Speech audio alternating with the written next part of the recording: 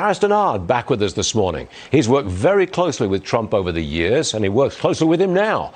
All right, Paris, what have you heard? What is Trump's strategy first for 2022?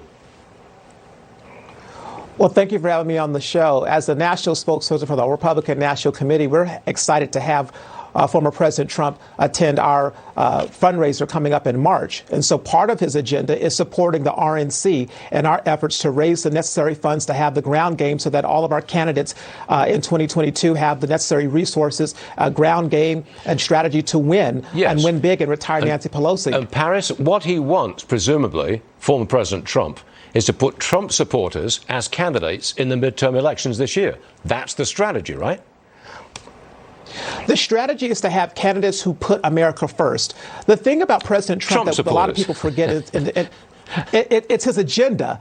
So it's, yes, the people who support President Trump, but it's also people who support his agenda. And his agenda is what people are responding to. His agenda is what people are missing. And so when you look at where we are today under the Biden-Harris administration, it is an absence of an America First agenda that worked. Okay, I got that. Now, look forward to 2024. If he assembles a winning team on policy for 2022, he's going to use that support, going to use that political momentum to run in 2024. I know he's running, and so do you, Paris, right?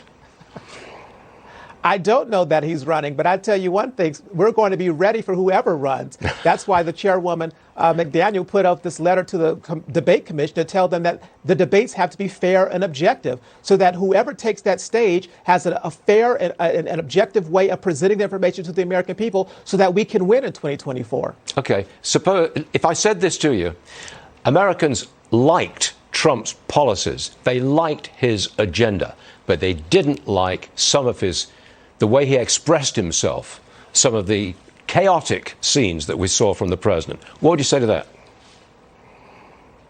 I would say that the American people are going to have a choice in 2024 between the disastrous Biden-Harris administration and whomever comes up on the Republican side. And if the Republican nominee has an agenda that matches what Donald Trump was able to do working with Republicans in Congress and, quite frankly, working with Democrats in a bipartisan nature, that candidate is going to win.